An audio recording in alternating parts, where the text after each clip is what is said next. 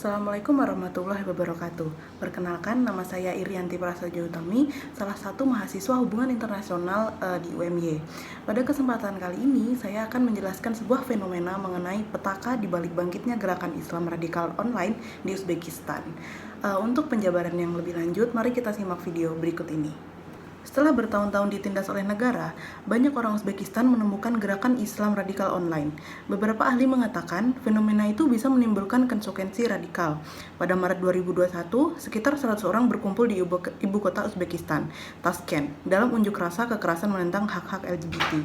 Massa berbaris menuju alun-alun kota untuk mencari para anggota komunitas LGBT dengan meneriakkan kata-kata Allahu Akbar atau Allah Maha Besar, dan secara brutal memukuli setidaknya 2 remaja yang lewat. Kekerasan tersebut terjadi setelah debat online antara komentator agama konservatif dan aktivis LGBT mengenai seruan untuk mengubah hukum pidana Uzbekistan yang mengkriminalisasi hubungan sesama jenis. Pada hari yang sama, sejumlah pria bertopeng menyerang Miraziz Basarov di luar rumahnya, seorang blogger provokatif yang mendukung hak-hak LGBT. Meski polisi sedang menyelidiki serangan itu, pemerintah Uzbekistan menyatakan bahwa Basarov yang sering mengejek agama karena dianggap memicu kerusuhan. Blogger itu menghadapi tuduhan hologianisme karena diduga mengatur kerusuhan, sementara para tokoh masyarakat mengeluarkan pernyataan setelah kekerasan yang merendahkan komunitas LGBT.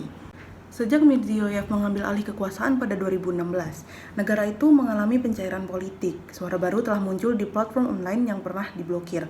Setelah bertahun-tahun mengalami penindasan di bawah rezim sebelumnya, umat muslim yang taat sekarang dapat mendiskusikan agama mereka di ranah publik dan religiusitas tampaknya meningkat. Pembukaan itu juga memberikan ruang bagi para komentator untuk menyebarkan interpretasi yang lebih ketat tentang iman. Beberapa orang bahkan telah menyerukan kewajiban memakai jilbab, penerapan hukum syariat Islam, dan larangan hari libur sekuler seperti Nafruz yang merayakan awal musim semi di belahan bumi utara. Pemerintahan Mirziyoyev sekarang menghadapi tantangan untuk mencapai keseimbangan antara keterbukaan dan kontrol ekspresi agama. Negara masih memantau aktivitas yang dianggap radikal, namun karena waspada akan diasingkan oleh massa sekaligus rezim, para pejabat mulai merangkul dalam melawan nilai-nilai liberal barat. Peristiwa pada Maret 2021 telah menimbulkan kekhawatiran di antara kelompok hak asasi manusia.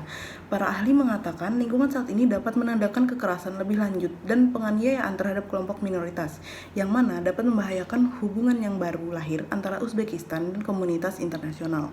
Pemerintah baru-baru ini menandai perubahan tajam dari rezim Uzbekistan sebelumnya. Mantan Presiden Uzbekistan, Islam Karimov, yang berkuasa selama hampir 30 tahun, melancarkan perang melawan gerakan agama yang menyimpang dari interpretasi resmi negara tentang Islam. Layanan keamanan mengawasi muslim yang taat terkadang memenjarakan pria hanya karena menumbuhkan jenggot. Karimov melarang masjid menyiarkan azan dan melarang perempuan mengenakan jilbab. Alhasil, daftar hitam tersangka ekstremis religius terus bertambah hingga mencakup ribuan nama. Bertepatan dengan dimulainya Perang Amerika Serikat melawan teror, Karimov awalnya mengobarkan perjuangannya sendiri melawan merek-merek Islam tertentu, termasuk kasus penyiksaan yang terkenal sebagai bagian dari upaya global yang berfungsi sebagai mitra regional penting bagi Amerika Serikat. Mirziyoyev terpilih kembali pada tahun 2016, memutuskan hubungan dengan warisan pendahulunya dan memulai reformasi politik yang dimaksudkan untuk membuka Uzbekistan bagi investasi asing. Dia membebaskan sejumlah tahanan agama terkenal dan ulama muslim yang direhabilitasi yang pernah dicap sebagai ekstremis. Pada tahun 2017, pemerintah menghapus 16.000 nama dari daftar hitam terkenal itu. Pada Desember 2020, Departemen Luar Negeri Amerika Serikat mengeluarkan Uzbekistan dari daftar pantauan negara-negara yang memiliki kekhawatiran khusus akan pelanggaran kebebasan agama. Namun, setelah bertahun-tahun penindasan di bawah Karimov, banyak umat muslim taat tidak mempercayai versi resmi Islam yang menempatkan masjid di bawah kendali negara dan membatasi interpretasi teks-teks agama. Selain itu, pemerintahan Mirziyoyev masih menekan para penganut Islam. Kegiatan keagamaan yang tidak disetujui tetap merupakan tindak pidana, sementara kelompok agama tidak resmi masih menghadapi tekanan dari Dinas Keamanan yang memiliki kekuasaan untuk memantau dan menahan mereka yang dianggap radikal oleh negara. Diransir melalui Foreign Policy, tanpa penelitian sosial yang ketat, perkiraan religiusitas yang dapat diandalkan di Uzbekistan sulit didapat. Namun, masjid-masjid baru tengah dibangun di seluruh negeri, sementara kebangkitannya terlihat jelas di ibu kota Tashkent. Beberapa tahun lalu, hijab memang merupakan pemandangan langka di ibu kota ini. Tetapi kini banyak perempuan muslim yang mengenakannya. Pakaian tradisional Islami memenuhi etalase toko dan pasar karena produk itulah yang laku. Orang-orang yang meninggalkan Uzbekistan selama pemerintahan Karimov mengungkapkan keterkejutan atas betapa cepatnya negara itu terbuka dan menerima kembali bentuk-bentuk Islam tidak resmi. Feruza Izzat, aktivis feminis muslim, bermigrasi ke Turki pada 2011 setelah tidak dapat menahan tekanan negara terhadap umat muslim yang religius. Dia menolak untuk melepas jilbabnya sebagai mahasiswa. Lembaga keagamaan resmi secara khusus hanya bisa menawarkan sedikit hal kepada generasi muda yang mencari kebebasan untuk mempraktikkan Islam di luar aturan ibadah yang kaku dan menyerukan reformasi. Namun, dengan kebebasan internet yang berkembang, kaum muda dapat dengan mudah mengakses khotbah para imam dalam bahasa Uzbek, Rusia, dan Inggris yang dianggap radikal oleh pemerintah.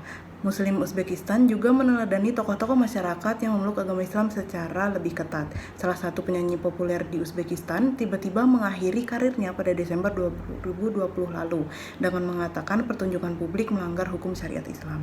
Kebangkitan agama Uzbekistan dan berkembangnya interpretasi tidak resmi Islam mungkin tak terhindarkan setelah bertahun-tahun penindasan, menurut laporan Foreign Policy. Namun, dengan tidak adanya kepemimpinan agama yang kredibel, meningkatnya jumlah orang yang menemukan Islam melalui internet dapat menyebabkan radikalisasi.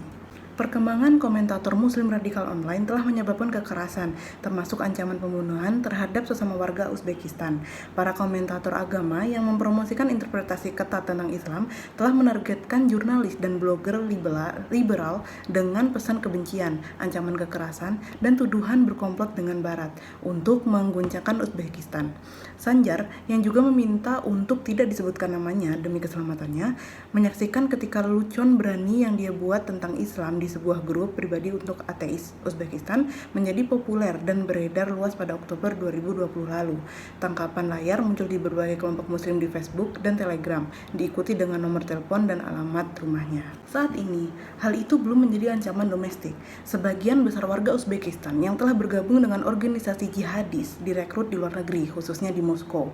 Menurut Mikhailov, diskriminasi dan keterasingan yang dihadapi pekerja migran, ditambah dengan religiusitas mendalam, memberikan lahan subur bagi para perekrut. Kondisi tersebut saat ini tidak ada di Uzbekistan, di mana kaum mudanya seringkali berhubungan erat dengan komunitas mereka. Namun, kekerasan pada Maret 2021 dan beberapa ancaman yang diterima Sanjar menunjukkan kekerasan di dalam negeri bukanlah hal yang tidak terpikirkan. Dalam hal ini, saya dapat menyimpulkan bahwa di tahun-tahun mendatang, pemerintah menghadapi tugas yang sulit dan tidak bisa lagi mengabaikan pergerakan umat muslim garis keras yang sekarang ini menuntut penafsiran ajaran Islam di luar kendalinya. Baiklah, cukup sekian penjelasan yang dapat saya berikan. Terima kasih atas perhatiannya. Wassalamualaikum warahmatullahi wabarakatuh.